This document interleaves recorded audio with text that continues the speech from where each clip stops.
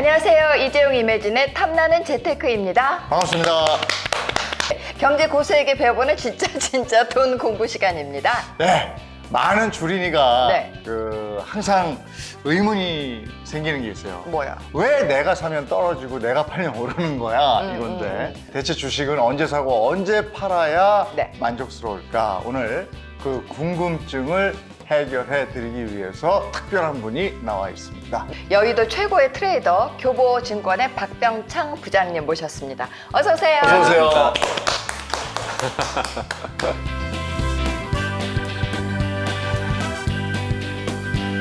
네, 최근에요. 정말 뒤늦게 주식을 시작했다가 고점에서 물렸다 이런 표현을 쓰는 분들이 계시더라고요. 이게 작년까지 꾹 참고 있다가 올 올해 1월부터 이제 시작을 했죠. 예. 일단은 좀 안타까운 거는 네. 올해 초에 들어오신 분들은 거의 대부분 현재 소위 물려있다. 손실난 상태에 있는데 그분들이 왜 안타깝다고 표현을 드리자면 오래전부터 주식 투자하신 분들은 경험이 있기 때문에 참을 수도 있고 매도할 수도 있고 또 매매도 할 수 있고 그런데 뒤늦게 오신 분들은 굉장히 보수적인 분들입니다. 왜 제가 보수적이라고 표현을 드리냐면 작년에 급락을 했을 때 아 이게 타이밍이다. 이 기회다라고 들어오신 분들은 굉장히 빠르신 분이고 경험이 있으신 분들이고 기다리다가 아 이제 안 하면 안 되겠다. 이제 안정적이다. 네, 계속 올라가고 네. 있으니까. 맞아요. 그래서 늦게 들어오신 분들입니다. 그렇기 때문에 경험도 좀 별로 그렇게 많지 않고 그리고 보수적인 성향이신 분들인데 그런 분이 좀 더 주식시장에서 어렵고 또 그런 분들이 돈을 많이 버셔야 되는데 늦게 들어오는 바람에 그분들이 지금 현재 손실 상태에 있는 경우가 굉장히 많습니다.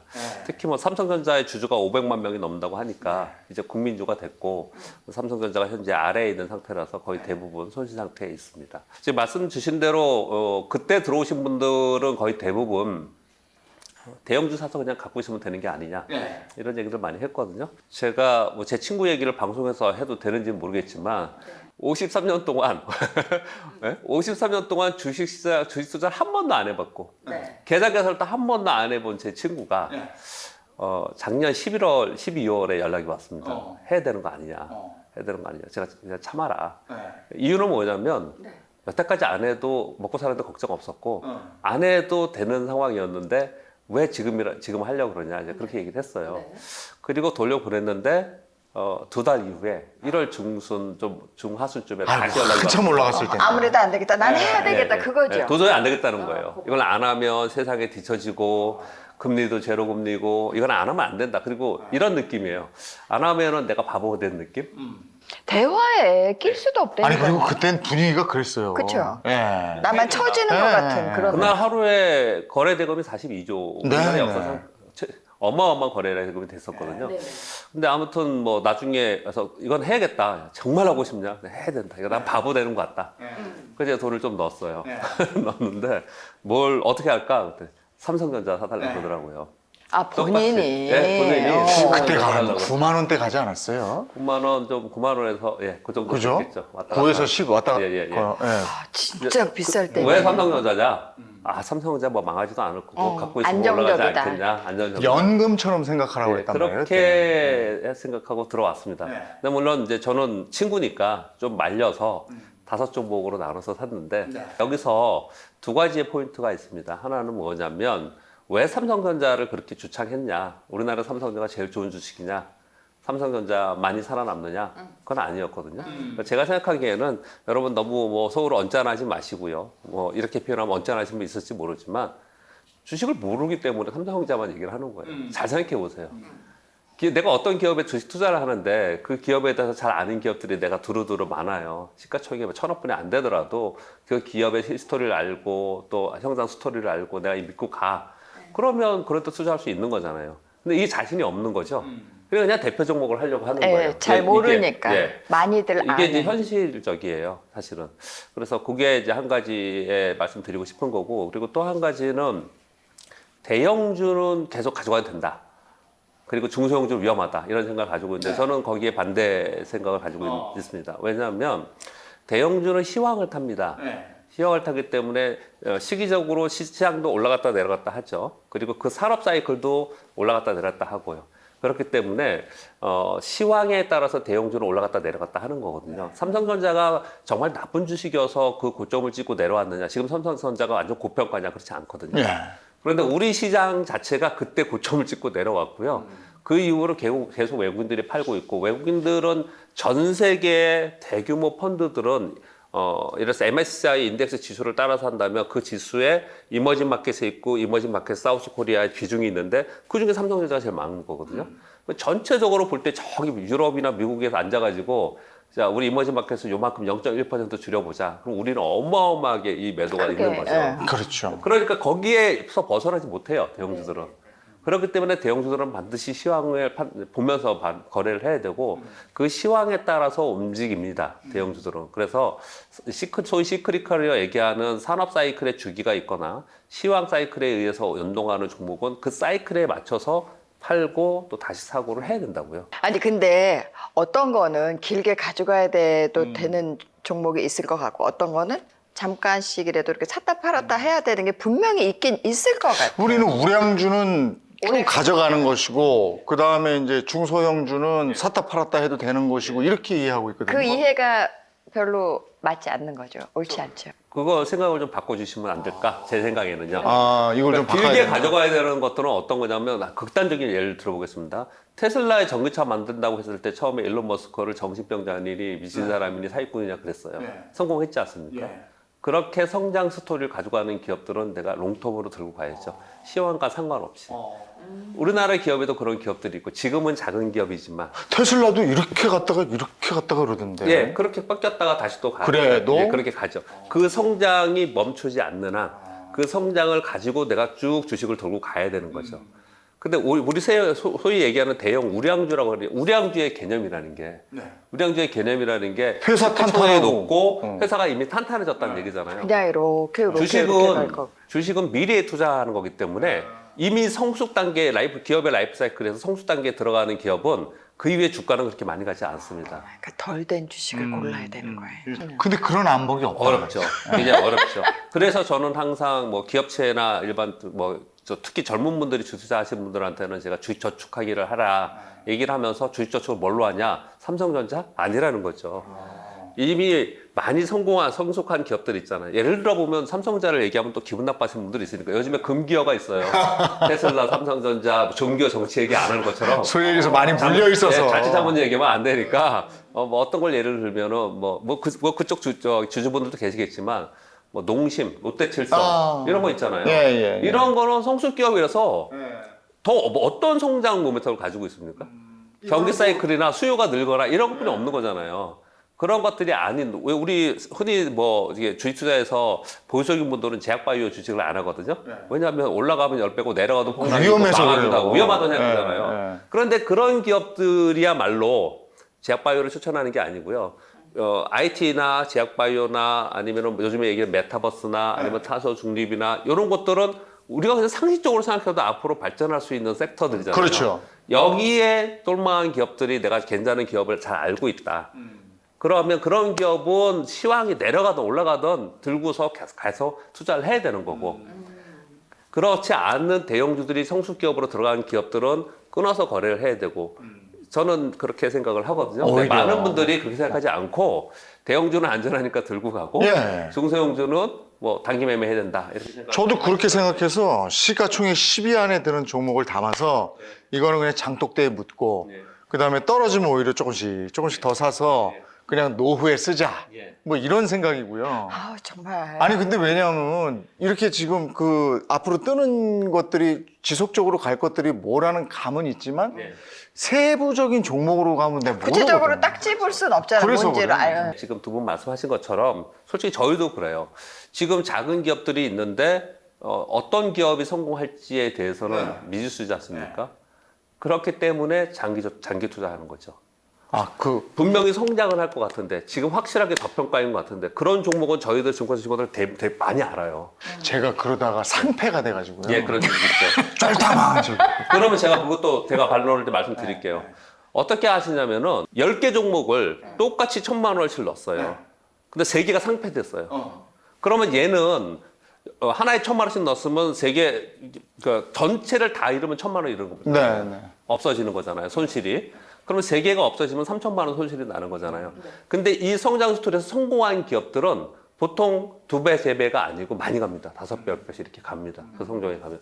그러면 3개가 성패돼도 나머지 한 군데에서만 3배만 가도 얘는 끝난 거잖아요. 전체적으로 볼 때는.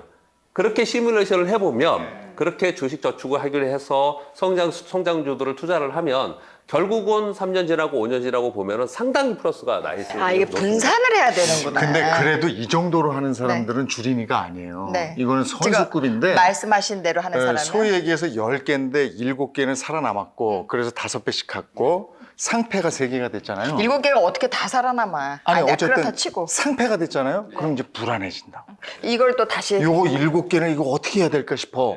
그러다가 요게 진짜 한 2배 정도 오르거나 한 30% 오르잖아요. 얼른 팔죠. 팔아버려. 그래서 이 손해를 메꾸려고. 그렇게까지 못 간다고. 근데 지금 부장님 말씀은 쭉 그러니까 끈기 어디까지 있게 장기 가야- 투자를 할 건 바로 이런 것이다라는 거예요. 지금 이제 같이 말씀 나눈 시작이 이런 거지 않습니까? 어떤 건 이제 장기적으로 가져가느냐, 어떤 것은 단기적으로 거래하느냐의 그걸 문제인데. 판단할 줄을 몰라요. 그러니까 우리가 그냥 흔히 생각할 때는 대형 우량주는 무조건 장기 투자하고 그렇게 생각을 하고 계시는데 그 부분은 약간 좀 고민을 좀 해봐야 하지 않을까. 셀코TV 멤버십이 선사하는 특별 콘텐츠. 셀코TV 멤버십 가입하고 특별한 혜택을 받으세요. 멤버십 혜택 하나, 셀코TV만의 유니크한 이모티콘과 배지. 멤버십 혜택 둘, 재테크 찐 고수에게 듣는 1대1 비밀 과외. 연금 박사 이영주. 행복한 노후를 위해 꼭 알아야 할 연금에 대한 모든 것. 미국 주식 장우석. 미국 주식을 시작하고 싶은 당신을 위한 실전 노하우. 진짜 주식 이나무. 후에 추월차선에 오르기 위한 진짜 주식 공부. 멤버십 혜택 셋. 접시도사가 알려주는 1대1 운세 상담. 구독 버튼 옆 가입을 누르고 2단계 중 원하시는 단계를 선택 후 해당 금액을 결제하면 끝! 셀코TV 멤버십과 함께 부자 되세요!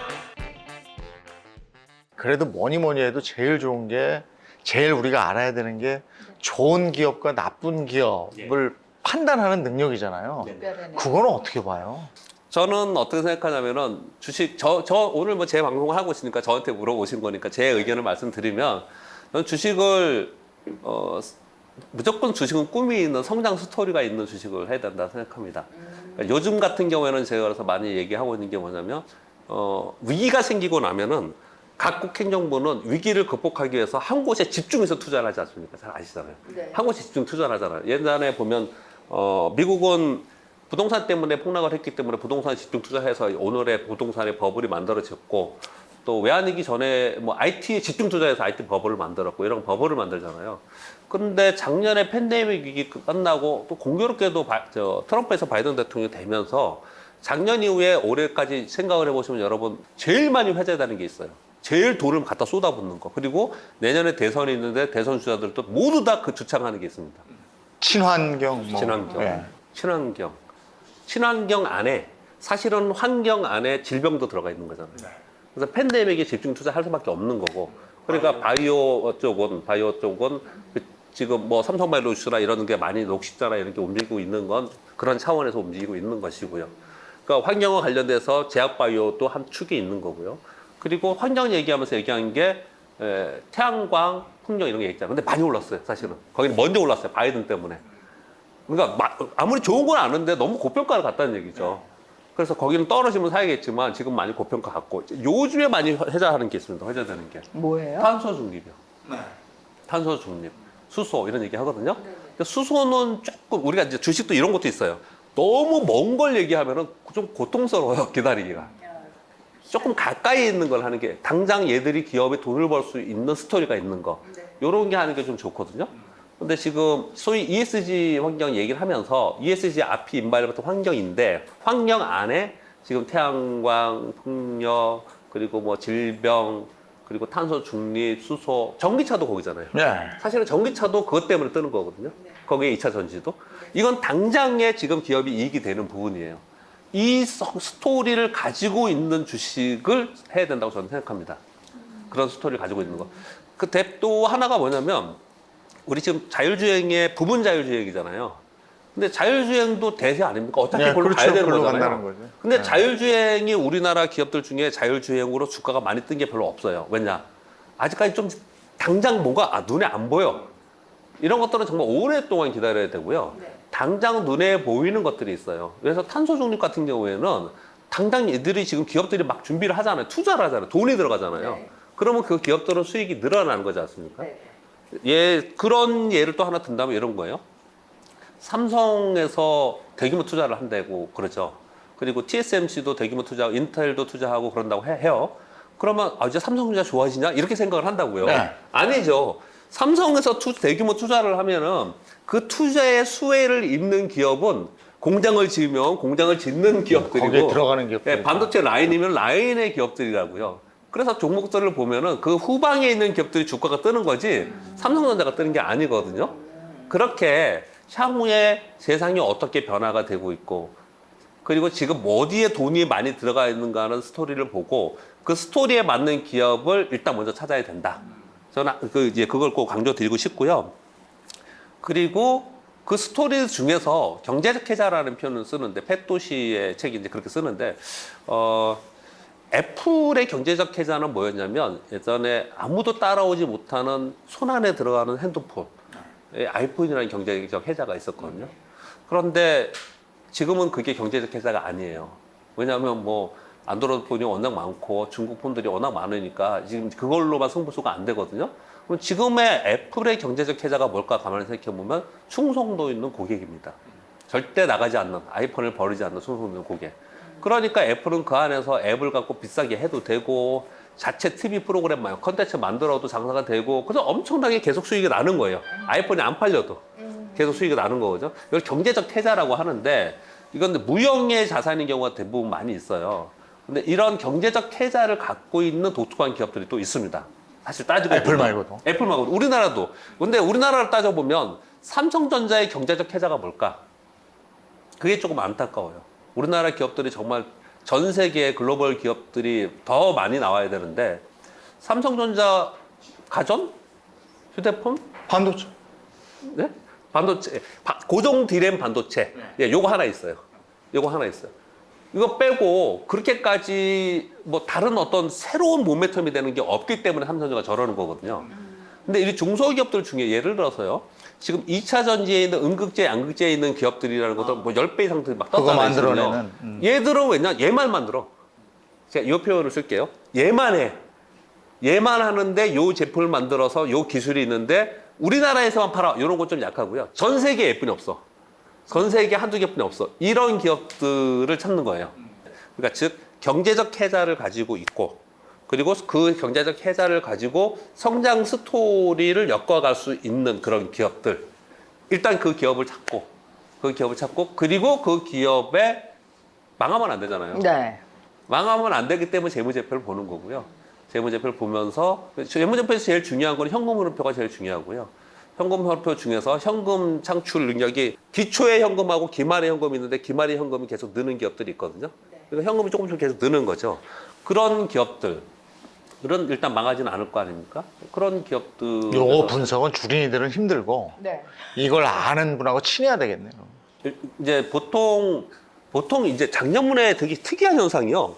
제가 처음에 공부했을 때는 기술적 분석을 더 쉬워했어요. 많은 분들이 소위 주린이 주식을 처음 했던 분들이. 근데 작년에 동학개미운동 요 생기고 나서는 가치 분석은 굉장히 쉽게 생각하고 기술적 분석 이런 걸 어려워하더라고요. 근데 이거는 별거 아니에요.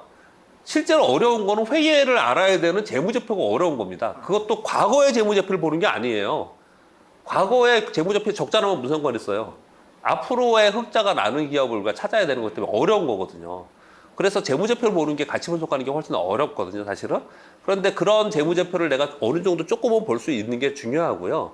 그런 것들을 주변에 얘기해 주거나 좀 코칭을 해줄 수 있는 사람이 있으면 내가 꼭 전문가 아니어도 되거든요.